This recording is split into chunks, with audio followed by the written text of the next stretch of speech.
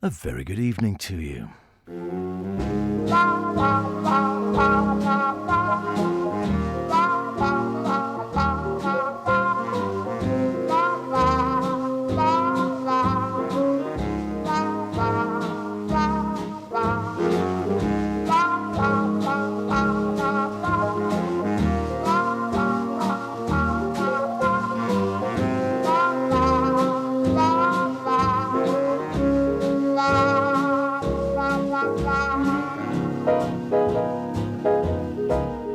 And welcome along to another Sweet and Swing here on Manx Radio. My name's Howard Kane. As always, a great pleasure to have your company.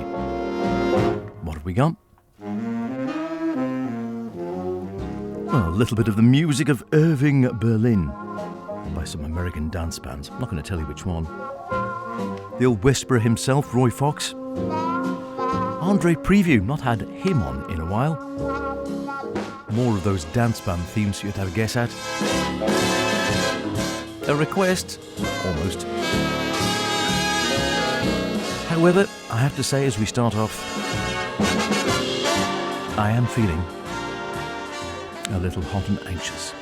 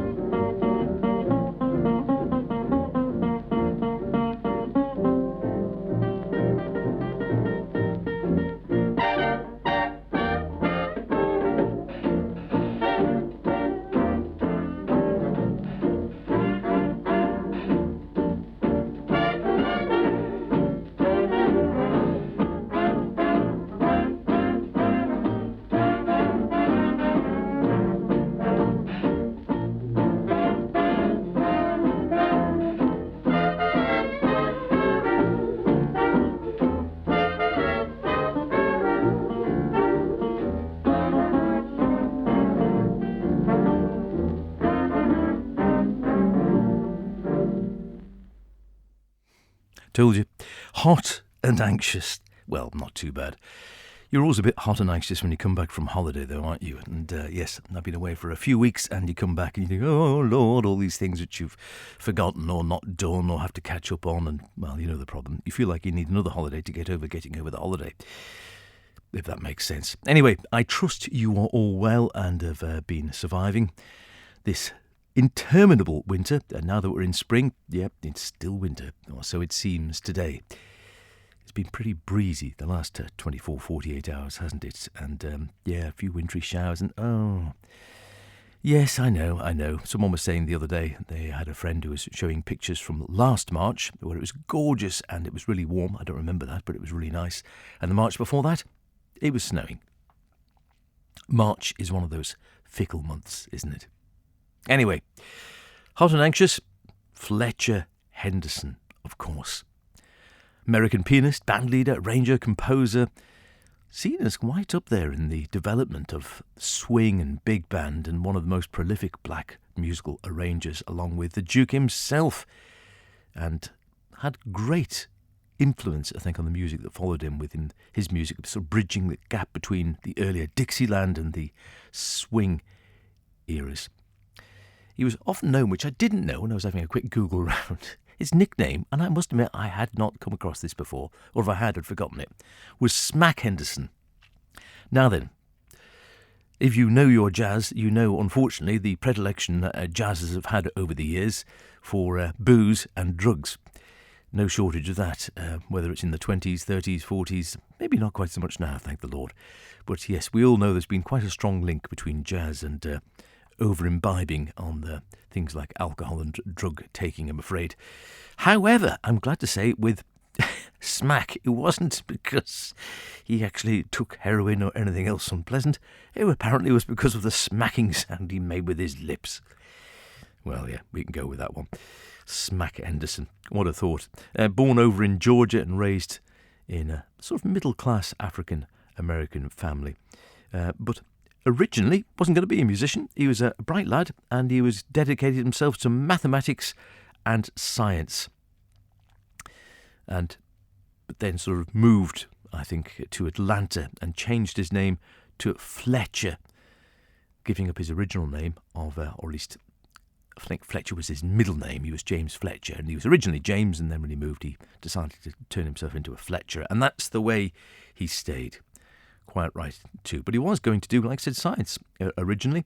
He was going to New York. He was going to do a master's in chemistry. He was a bright man, but he didn't actually enroll in that and shared an apartment with a pianist who worked on a riverboat. And when his roommate was too sick to perform, Henderson said, well, I'll step in for you, I'll dip for you. And that soon led to a job as a full-time replacement. And, well, the rest, as they say, is history. He got the bug then and turned his attention to music full-time rather than science. But he clearly was a very bright man. He could have been Fletcher Henderson, Dr. Henderson, or a scientist, or a maths teacher, or an academic. Who knows? Often the case with these people, aren't they? Usually multi-talented, it has to be said. Which is more than I am. We'll give you a quiz on the big band themes, or slightly more obscure ones, a little bit later on. Why not? And Father Sean's been in contact again. Hello to you, Father Sean, and a lovely little letter from him. So we'll have read that out, and we'll play a little something that Father Sean remembers as well, which I don't think I've played on the show for some time. Father Sean remembers the old maestro playing it, so if it was good enough for him, it's good enough for me. That's all I can say.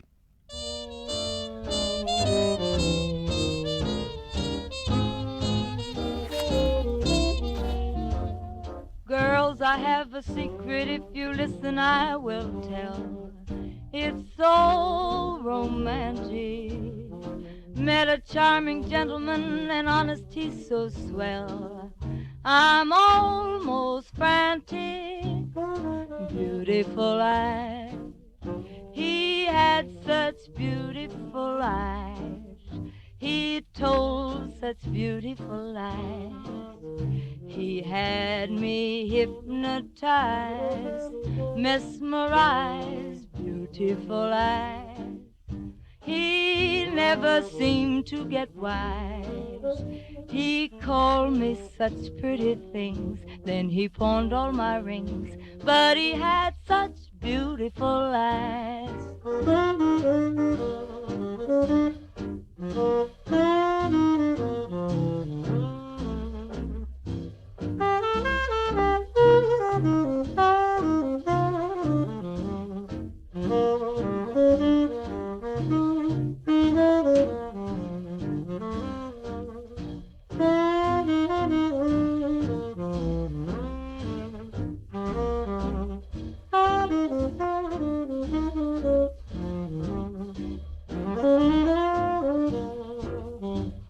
Ain't it awful, Mabel, when your sweetheart proves untrue? They're all deceiving. All the foolish things you did will then come back to you. Your heart is grieving. Beautiful eyes. Oh, he had such beautiful eyes. I never did realize someday he'd disappear and leave me here. Beautiful eyes.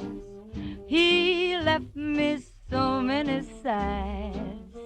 And like they say in the Greek, he had plenty of cheek, but he had such beautiful eyes.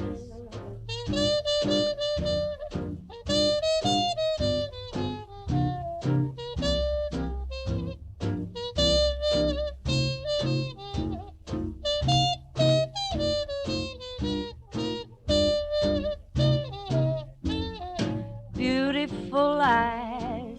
He left me so many sighs. He was oh such a good friend. All my money he'd spend, but he had such beautiful eyes.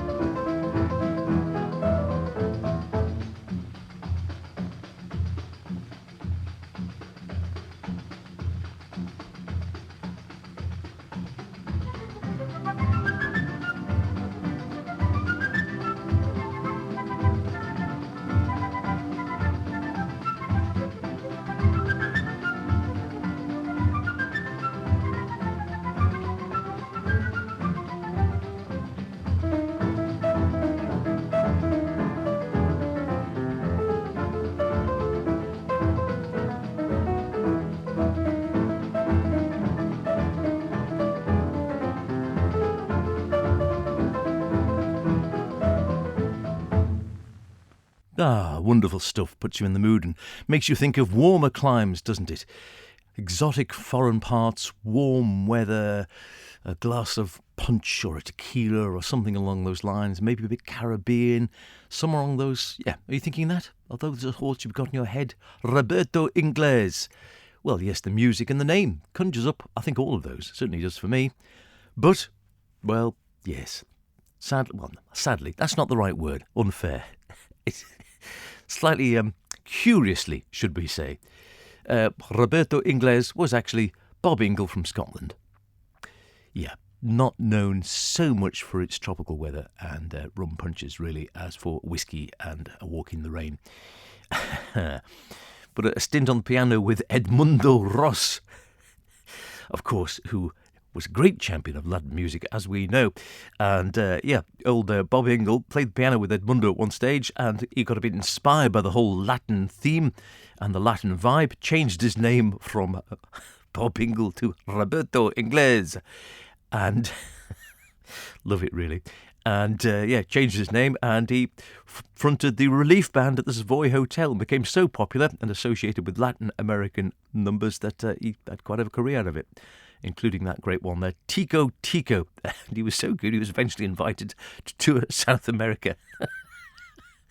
Oh dear, he liked it so much in South America that he ended up staying there, and instead of ending his days or starting his days in Scotland as Bob Ingle, and he ended his days in Chile as Roberto Ingles.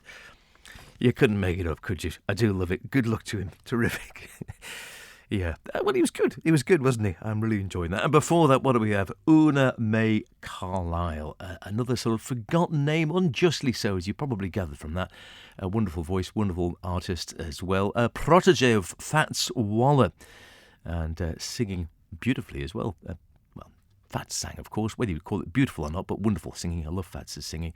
But in that particular case, Una May Carlisle, supported with Lester Young, and also Clyde Hart on piano and the muted trumpet of Shad Collins. Very nice indeed. Now then, I mentioned Father Sean. Hello to you, Father Sean, if you are listening, and a nice email from him recently saying, hi, thanks for a mention recently. I hadn't heard Anne Sheldon's Maybe before. Yes, we had that on a few weeks ago. It was great, wasn't it? There was a video on YouTube of Perry Como and Eddie Fisher singing it on Perry's TV show back in the black and white days. Ah, yes. I don't remember the Perry Como show in black and white, but I was certainly brought up on Perry Como to a degree, particularly, as you'll probably gather by now, around Christmas. If Christmas isn't Christmas, I haven't heard a bit of Perry here and there. Also, he says, done by the Ink Spots. My mum used to talk about them a lot. YouTube has brought back so many stars from those days. You're right. I mean, there's an awful lot of, cats playing with wool and people doing very strange things, seeing how many pints of milk they can drink in a minute or whatever rubbish. However, there's also, if you go searching and avoid all the jetsam, shall we say, or flotsam, there's also some really, really good stuff knocking around as well. And particularly, as you say, stuff that you might not otherwise be able to access that easily.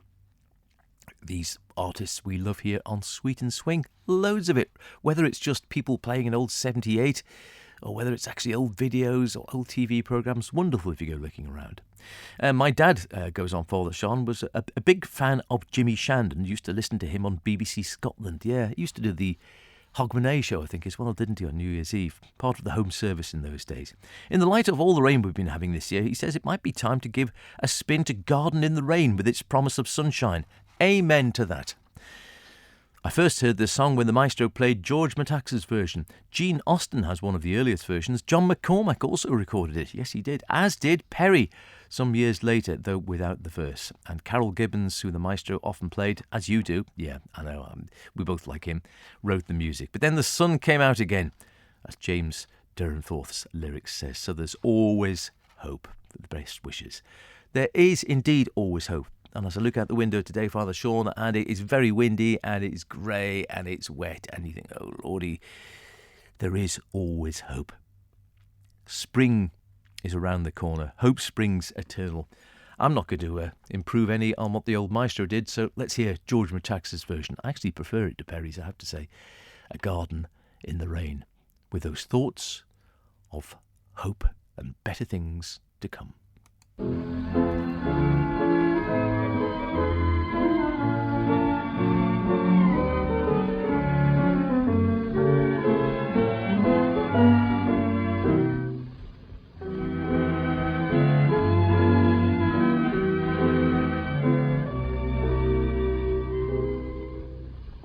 recall a summer's day when you and I had strolled away, and suddenly a storm drew nigh. Seeking shelter from the rain, we strolled along a little lane, and saw a lovely sight nearby. 'Twas just a garden in the lane, close to the little leafy lane, a touch of colony skies of grey. The raindrops kiss the flower beds, the blossoms raise the thirsty heads, a perfumed thank you they seem to say. Surely there was charm beyond comparative view. Maybe it was just that I was there with you. Was just a garden in the rain, but then the sun came out again, and sent us happy on our way.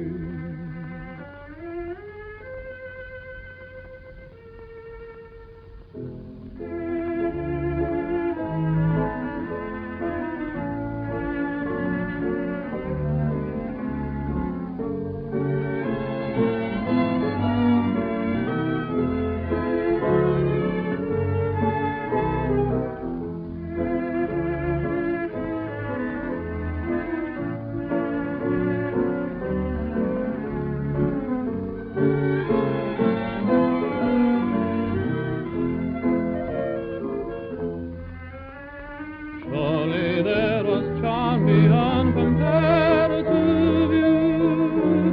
Maybe it was just that I was there with you. Was just a garden in the rain, but then the sun came out again, and sent us happily on our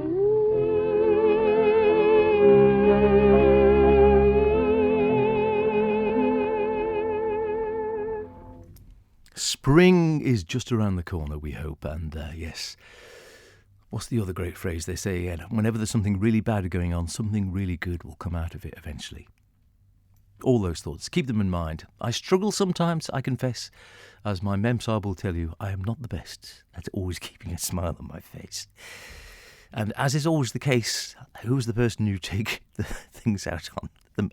Your bad tempers and all your grumps, who do you take it out on the most? Well, of course, those closest to you, your nearest and dearest, your wives, husbands, girlfriends, boyfriends, mothers, dads, fathers, sisters, etc. It's always the way. They take the brunt, don't they? Which is totally unfair, but there we go. No one ever said life was going to be fair. Thank you for that suggestion, Father Sean. Keep smiling, everyone. And, of course, if you've got something you'd like to hear or any thoughts you could put down and just want to email in, please do. Always delighted to hear from you. And something you'd like to hear, or maybe something we could feature, or something you haven't heard for a while, a favourite, etc., etc., let me know. Howard Kane, that's with an E, C-A-I-N-E, at manxradio.com. Or, if you prefer, pen to paper, card, letter, Basildon Bond, whatever you've got. Howard Kane, Sweet and Swing, Manx Radio, Broadcasting House. Douglas Head, which is Douglas, funnily enough, in the Isle of Man, that's the important bit, not Jersey or Guernsey, the Isle of Man. And the code is IM15B for Bertie, W for Whiskey. Or is that Bravo Whiskey, I think, if we're being accurate about it. Now then, sit back, kick your slippers off, pour yourself something nice. It's getting much too late. Here's a lovely, long, slow one from the ever-wonderful André Previn.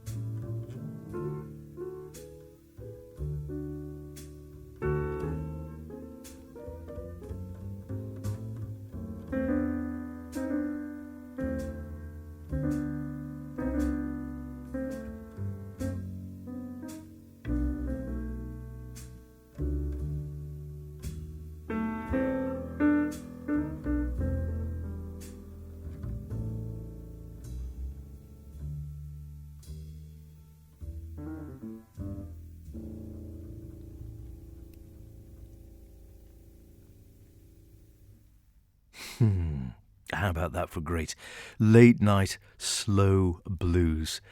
Wonderful stuff. Couldn't go a great deal slower. I don't know. It's just beautiful, but it just doesn't feel like it's dragging. It just floats along gorgeously, and it's just happily called Much Too Late. The André Previn Trio. André, of course, well, yes, you'll know the name, world famous in latter years for all his classical work. But again, he was one of those ones. They do crop up from time to time in jazz and in other music. I'm thinking maybe Wynton Marsalis of late, or Keith Jarrett in more modern times, who have crossed the border between jazz and classical and have had very successful careers in both. In André, it seemed to be almost sort of when he was a young man, he was better known for his jazz, and then in later years, he was known for his classical work. Brilliant at both. And there he was with his trio in 1958. André on piano, Red Mitchell bass, Frankie Capp at the drums. And a lovely sort of note in the liner notes about how that one came about. And it says they're the most impressive example on the record so far of the quality of the blues the Previn Trio can play is Much Too Late. It came into being one closing night at Fax 2 in San Francisco. I'd actually heard of that, F-A-C-K-S, Fax, but obviously a jazz club in the San Francisco area in the 1950s and 60s. I must look it up. Don't think it's still there. A group of musicians, he goes on, including Ella Fitzgerald and Lou Levy, arrived for this late set. And since they were about the only people in the place, Previn didn't feel that he had to end the set with a flag waver. He began this blues 10 minutes before the closing hour of 2 a.m., that is, in the morning. That's a proper jazz club.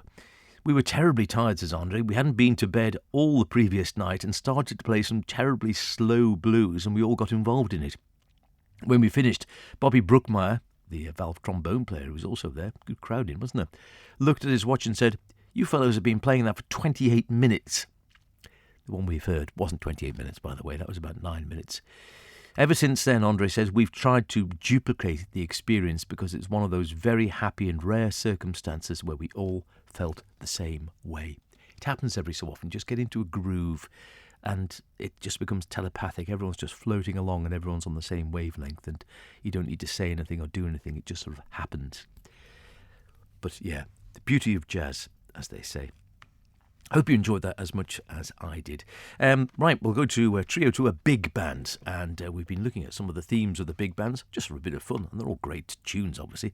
That's why they were chosen as themes, I suppose.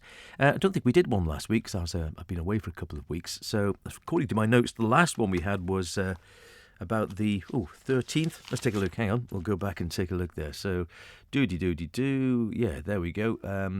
13th of February it might have been. Goodness me, before Valentine's Day, and I don't think we did one the week after that because I was away and we had to pre-record some things. So, if you've got a very good memory, you might remember the last one was a track called Racing with the Moon, and it was the theme of Vaughan Monroe.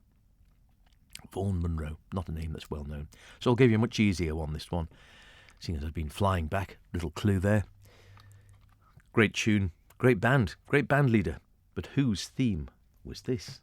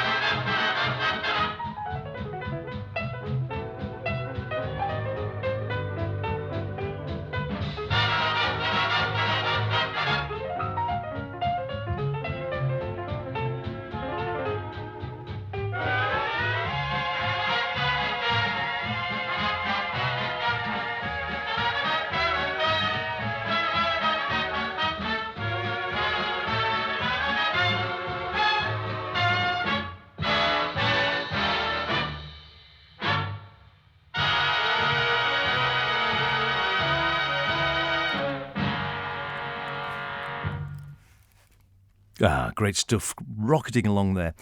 Or should I say, flying along. Oh, another little clue. Yes.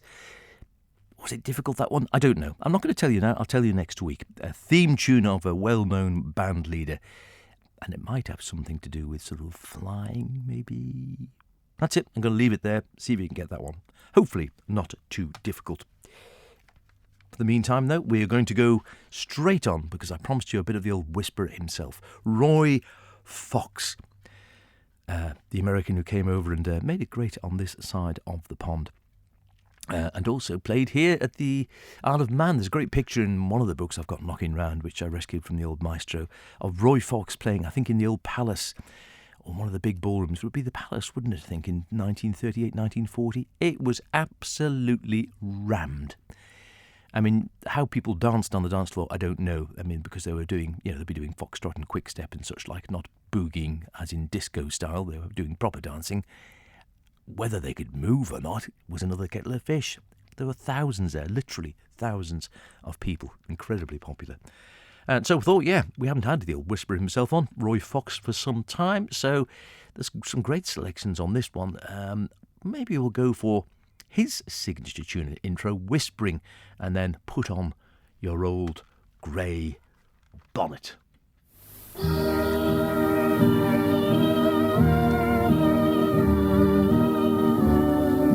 Hello, everybody. Roy Fox speaking. Mary Lee, Denny Dennis, and all the boys are here with me to give you gay morning music.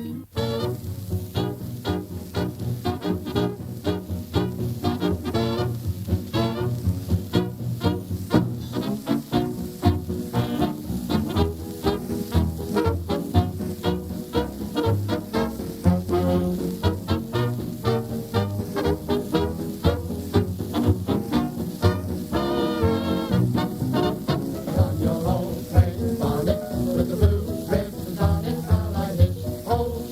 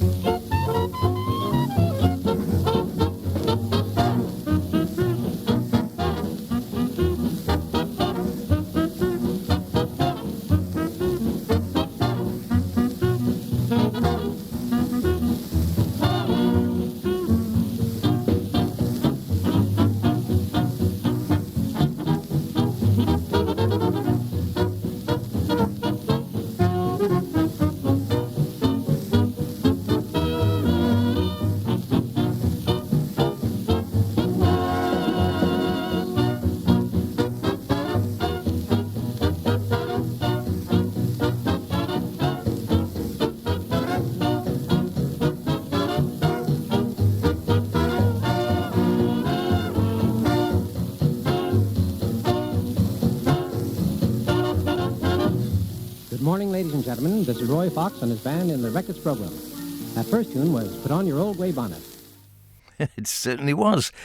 At a fair old lick as well. Roy Fox arrived in England from the States in 1930 with a small American band, and originally he was just over for an 8-week appearance at the then newly opened Café de Paris in London. In the event, he ended up making his home in the UK, leading British musicians at many of the top venues at the time in London and around the home counties. He was born in Colorado in 1901 and he got his whispering title because he was once complimented on his very quiet playing by a stranger who sort of came up and said, "Oh, I like this really quiet style you've got." You later find out the stranger was in fact the world-famous violinist Yash Heifetz, who suggested it sounded more like his own instrument, i.e. the violin, than a trumpet. And Roy sort of took this as a compliment, really, perfected this soft whispering style and became known as America's whispering cornetist, an epithet he carried on for the rest of his life then. He was very successful in the UK originally, but then was taken ill because they work incredibly long hours sometimes. He was at the Monseigneur restaurant and his place was taken over by the pianist and arranger Lou Stone.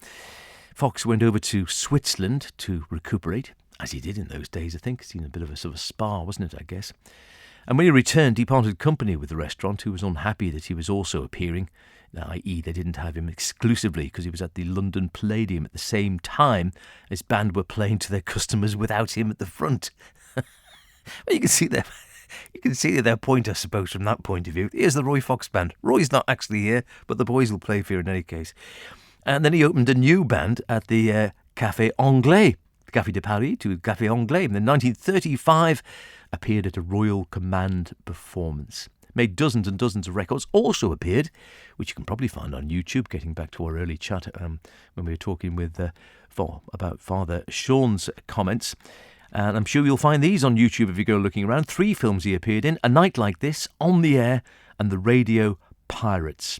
And appeared on Radio Luxembourg and Radio Normandy in programmes sponsored by, wait for it, Reckitt's Bath Cubes.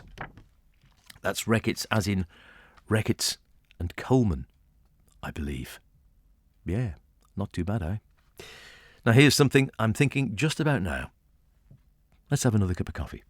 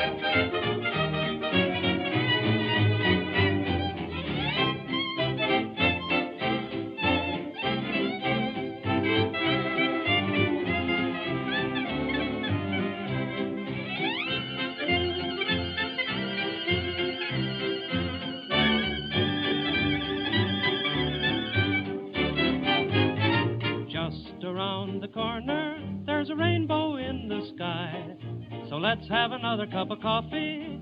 Let's have another piece of pie. Trouble's just a bubble, and the clouds will soon roll by. So let's have another cup of coffee, and let's have another piece of pie. Let a smile be your umbrella, for it's just an April shower. Even John D. Rockefeller is looking for the silver lining. Mr. Herbert Hoover says that now's the time to buy. So let's have another cup of coffee, and let's have another piece of pie.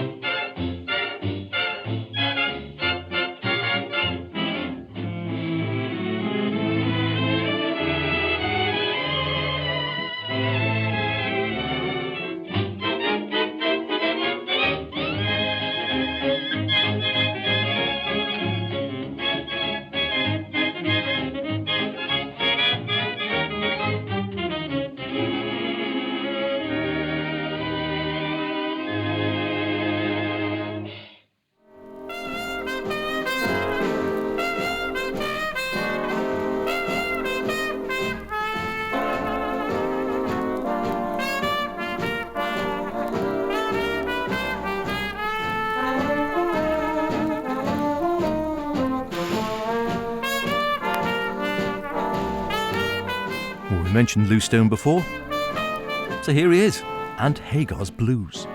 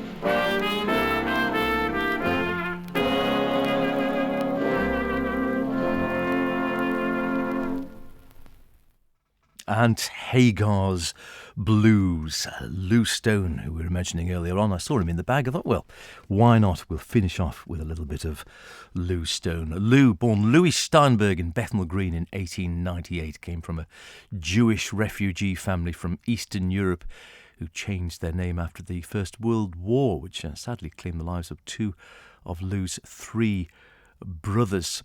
And originally started out, again, didn't start out as a musician. He wanted to be a footballer. Initially liked playing football, preferred that to playing a piano while a youngster, but then turned into one of the finest dance band arrangers of his generation. Al Bowley, of course, sang with him for a while. Then after Al left, well, then he replaced him with Alan Kane. Yeah, he wasn't too bad either, was he? As a singer, it has to be said. Al had gone to America, of course. And most of Lou's band stayed extremely loyal to him, though. Joe Crossman played with him for 36 years. And his wife, Joyce, well, he met her when he was playing for her 21st birthday party. That's romantic, isn't it? And he was another one of those ones that carried on playing right throughout the wartime. And there's a story saying on one occasion he witnessed some airmen leaving early. And he was wondering why. One of them was Guy Gibson, en route to the Dam Busters raid in Germany. That's history for you, isn't it? That's about it for now. Hope you enjoyed it. A couple of weeks' time, same place. See you then. Cheerio.